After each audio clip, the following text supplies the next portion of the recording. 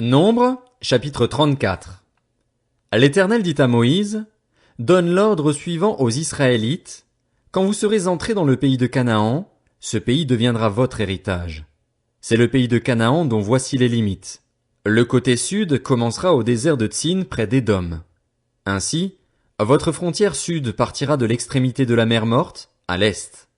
Elle tournera au sud de la montée d'Akrabim, passera par Tsin et s'étendra jusqu'au sud de Kades Barnéa. Elle continuera par Hatzaradar et passera vers Hatzmon. Depuis Hatzmon, elle tournera jusqu'au torrent d'Égypte pour aboutir à la mer. Votre frontière ouest sera la mer Méditerranée, ce sera votre frontière à l'ouest.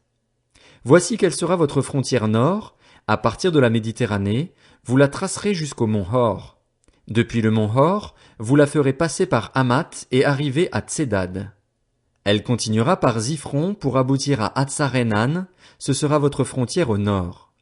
Vous tracerez votre frontière est de Hatzarenan à Shepham. Elle descendra de Shepham vers Ribla, à l'est d'Aïn. Elle descendra et s'étendra le long du lac de Génézaret, à l'est.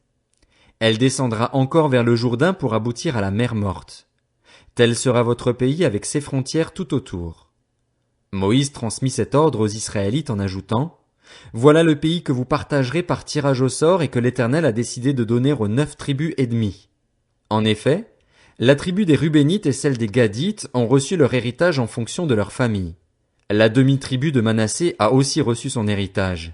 Ces 2 tribus et demie ont reçu leur héritage de ce côté-ci du Jourdain, vis-à-vis de Jéricho, du côté est. L'Éternel dit à Moïse, voici le nom des hommes qui partageront le pays entre vous, le prêtre Éléazar et Josué, fils de Nun. Vous prendrez aussi un prince de chaque tribu pour faire le partage du pays. Voici le nom de ces hommes. Pour la tribu de Juda, Caleb, fils de Jéphuné. Pour la tribu des Siméonites, Samuel, fils d'Ammiud. Pour la tribu de Benjamin, Élidad, fils de Kislon. Pour la tribu des Danites, le prince Buki, fils de Jogli. Pour les fils de Joseph, pour la tribu des Manassites, le prince Aniel, fils d'Éphod, et pour la tribu des Éphraïmites, le prince Kemuel, fils de Shiftan. Pour la tribu des Zabulonites, le prince Élitsaphan, fils de Parnak. Pour la tribu des Issacharites, le prince Paltiel, fils d'Azan. Pour la tribu des Azérites, le prince Aïud, fils de Shelomi. Pour la tribu des Nephtalites, le prince Pédaël, fils d'Ammiud. Tels sont les hommes à qui l'Éternel ordonna de partager le pays de Canaan entre les Israélites. Nombre, chapitre 35. L'Éternel dit à Moïse dans les plaines de Moab, près du Jourdain, vis-à-vis de Jéricho, ordonne aux Israélites d'accorder aux Lévites, sur l'héritage qu'eux-mêmes posséderont, des villes où ils puissent habiter. Vous leur donnerez aussi un territoire autour de ces villes. Ils auront les villes pour y habiter et leurs environs seront pour leur bétail, pour leurs biens et pour tous leurs animaux. Les environs des villes que vous donnerez aux Lévites s'étendront sur 500 mètres à partir du mur de la ville et tout autour. À l'extérieur de la ville, vous mesurerez 1000 mètres pour le côté est, 1000 mètres pour le côté sud, 1000 mètres pour le côté ouest et 1000 mètres pour le côté nord. La ville sera au milieu de ce carré. Cela formera leur territoire autour des villes. Parmi les villes que vous donnerez aux Lévites, il y aura 6 villes de refuge où l'auteur d'un homicide pourra s'enfuir et 42 autres villes. Total des villes que vous donnerez aux Lévites, 48 villes avec leurs environs. Les villes que vous donnerez étant prises sur les propriétés des Israélites, ceux qui en ont le plus en donneront plus et ceux qui en ont moins en donneront moins. Chacun donnera une partie de ces villes aux Lévites proportionnellement à l'héritage qu'il possédera. L'Éternel dit à Moïse, transmets ces instructions aux Israélites. Lorsque vous aurez passé le Jourdain et que vous serez entrés dans le pays de Canaan, vous vous établirez des villes qui vous servent de villes de refuge. L'auteur d'un homicide, celui qui aura tué quelqu'un involontairement, pourra s'y enfuir. Ces villes vous serviront de refuge contre le vengeur du sang, afin que l'auteur de l'homicide ne soit pas mis à mort avant d'avoir comparu devant l'assemblée pour être jugé. Parmi les villes que vous donnerez, 6 vous serviront de villes de refuge. Vous donnerez 3 villes de l'autre côté du Jourdain et 3 dans le pays de Canaan. Ce seront des villes de refuge. Ces 6 villes serviront de refuge aux Israélites, à l'étranger et à l'immigré qui se trouve parmi vous. Là pourra s'enfuir tout homme qui aura tué quelqu'un involontairement.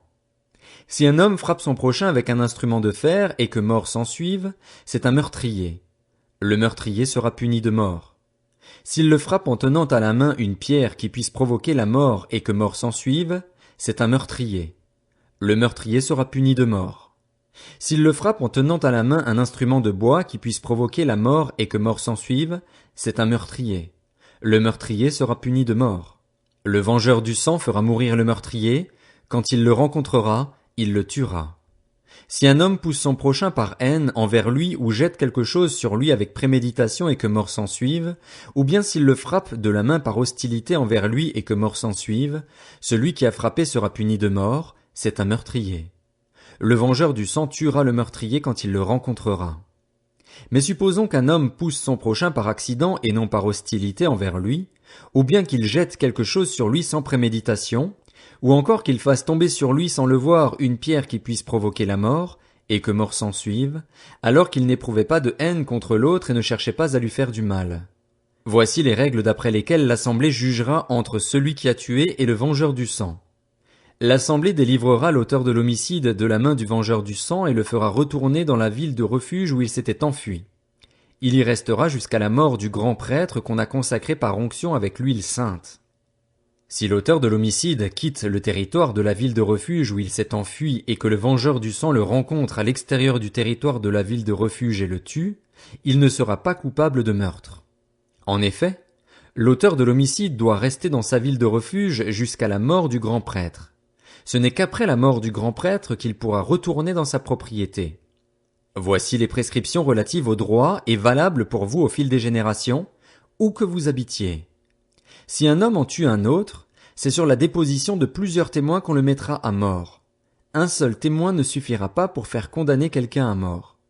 Vous n'accepterez pas de rançon en échange de la vie d'un meurtrier qui mérite la mort, il sera puni de mort. Vous n'accepterez pas de rançon qui lui permette de s'enfuir dans sa ville de refuge et de retourner habiter ailleurs dans le pays après la mort du prêtre.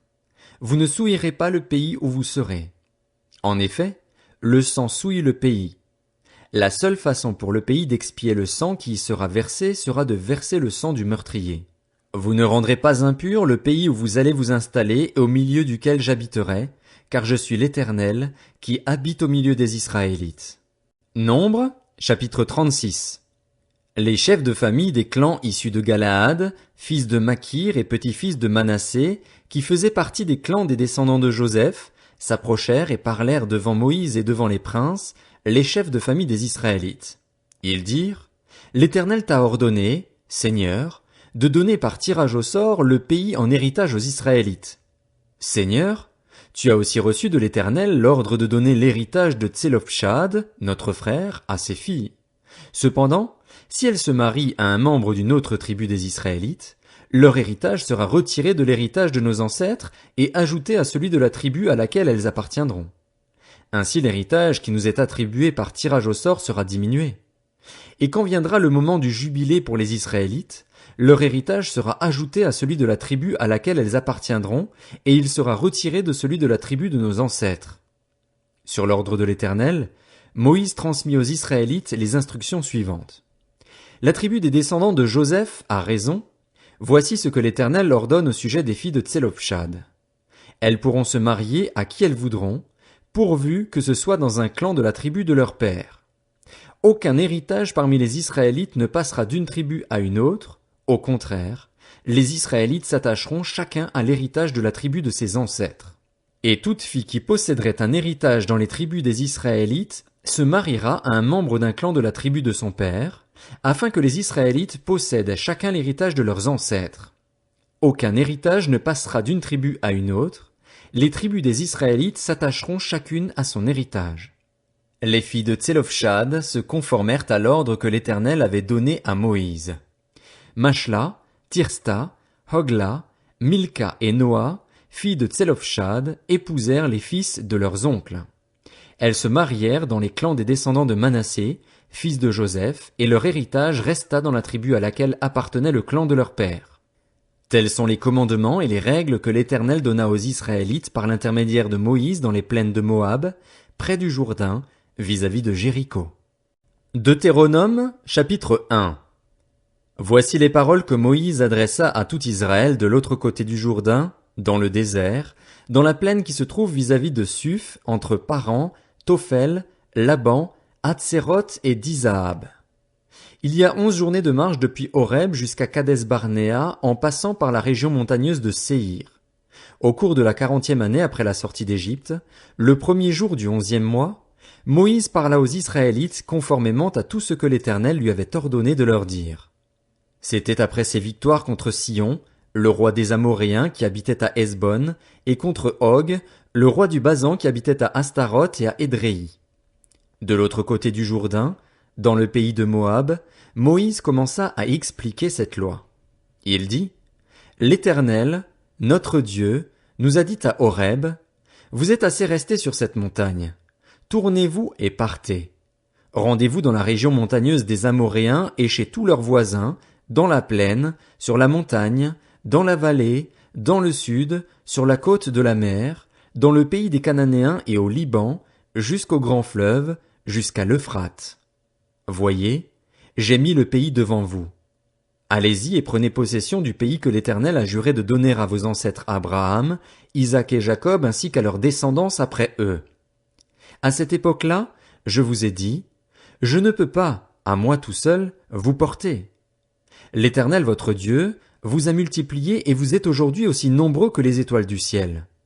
Que l'Éternel, le Dieu de vos ancêtres, vous augmente 1000 fois autant et vous bénisse comme il vous l'a promis.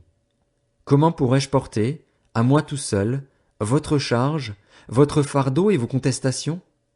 Prenez dans vos tribus des hommes sages, intelligents et connus, et je les mettrai à votre tête. Vous m'avez répondu, ce que tu proposes de faire est une bonne chose. J'ai alors pris les chefs de vos tribus, des hommes sages et connus, et je les ai mis à votre tête comme chefs de milliers, de centaines, de cinquantaines et de dizaines, et comme responsables dans vos tribus. À la même époque, j'ai donné l'ordre suivant à vos juges. Écoutez vos frères et jugez conformément à la justice les différends de chacun avec son frère ou avec l'étranger. Vous ne ferez pas preuve de partialité dans vos jugements. Vous écouterez le petit comme le grand. Vous ne montrerez aucune crainte devant un homme, car c'est Dieu qui rend la justice. Et lorsque vous trouverez une cause trop difficile, vous la porterez devant moi pour que je l'entende. C'est ainsi que je vous ai prescrit, à cette époque-là, tout ce que vous aviez à faire. Nous sommes partis d'Horeb et nous avons parcouru en entier le grand et affreux désert que vous avez vu.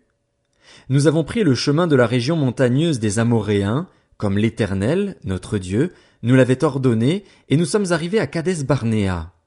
Je vous ai dit, vous êtes arrivés à la région montagneuse des Amoréens, que l'Éternel, notre Dieu, nous donne. Regarde, l'Éternel, ton Dieu, met le pays devant toi. Monte, prends en possession, comme te l'a dit l'Éternel, le Dieu de tes ancêtres. N'aie pas peur, ne te laisse pas effrayer. Vous vous êtes tous approchés de moi et vous avez dit, envoyons des hommes devant nous pour explorer le pays et pour nous faire un rapport sur le chemin par lequel nous y monterons et sur les villes où nous arriverons. Cet avis m'a paru bon et j'ai pris 12 hommes parmi vous, un par tribu. Ils sont partis, ont traversé la montagne et sont arrivés jusqu'à la vallée d'Escol, qu'ils ont explorée. Ils ont pris dans leurs mains des produits du pays et nous les ont présentés. Ils nous ont fait un rapport et ont dit, c'est un bon pays que l'Éternel, notre Dieu, nous donne. Mais vous n'avez pas voulu y monter et vous vous êtes révoltés contre l'ordre de l'Éternel, votre Dieu. Vous avez murmuré dans vos tentes et vous avez dit, c'est parce que l'Éternel nous déteste qu'il nous a fait sortir d'Égypte. Il voulait nous livrer entre les mains des Amoréens et nous détruire. Où pourrions-nous monter? Nos frères nous ont fait perdre courage en disant, c'est un peuple plus grand et de plus haute taille que nous, ce sont des villes grandes et fortifiées jusqu'au ciel. Nous y avons même vu des descendants d'Anak. Je vous ai dit, ne tremblez pas et n'ayez pas peur d'eux. L'Éternel, votre Dieu qui marche devant vous, combattra lui-même pour vous, conformément à tout ce qu'il a fait pour vous sous vos yeux en Égypte, puis dans le désert. Tu as vu que l'Éternel, ton Dieu, t'a porté comme un homme porte son fils, pendant tout le parcours que vous avez effectué jusqu'à votre arrivée ici.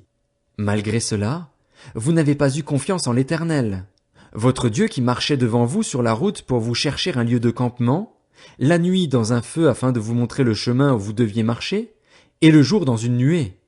L'Éternel a entendu vos paroles. Il s'est irrité et a juré. Aucun des hommes de cette génération méchante ne verra le bon pays que j'ai juré de donner à vos ancêtres, excepté Caleb, fils de Jéphuné. Il le verra, lui, et parce qu'il a pleinement suivi la voie de l'Éternel, je lui donnerai, ainsi qu'à ses enfants, le pays sur lequel il a marché. L'Éternel s'est aussi irrité contre moi à cause de vous, et il a dit, toi non plus tu n'y entreras pas. C'est Josué, fils de Nun, ton serviteur, qui y entrera. Fortifie-le, car c'est lui qui mettra Israël en possession de ce pays. Ce sont vos petits-enfants, eux dont vous avez dit qu'ils deviendraient une proie, vos fils, qui ne connaissent aujourd'hui ni le bien ni le mal, ce sont eux qui y entreront, c'est à eux que je le donnerai et ce sont eux qui le posséderont. Mais vous, tournez-vous et partez pour le désert, dans la direction de la mer des roseaux. Vous m'avez répondu, nous avons péché contre l'Éternel. Nous monterons et nous combattrons, comme l'Éternel, notre Dieu, nous l'a ordonné. Vous avez mis chacun vos armes à la ceinture et vous avez formé le projet téméraire de monter sur la montagne. L'Éternel m'a dit, dis-leur, ne montez pas et ne combattez pas, car je ne suis pas au milieu de vous. Ne vous faites pas battre par vos ennemis. Je vous ai parlé, mais vous n'avez pas écouté. Vous vous êtes révoltés contre l'ordre de l'Éternel et, dans votre insolence, vous êtes montés sur la montagne. Alors les Amoréens qui y habitent sont sortis à votre rencontre et vous ont poursuivis comme le font les abeilles. Ils vous ont battus en Séhir et vous ont poursuivis jusqu'à Horma. À votre retour, vous avez pleuré devant l'Éternel, mais l'Éternel n'a pas écouté votre voix, il ne vous a pas prêté l'oreille. Vous êtes restés à Kadès, vous y avez séjourné longtemps.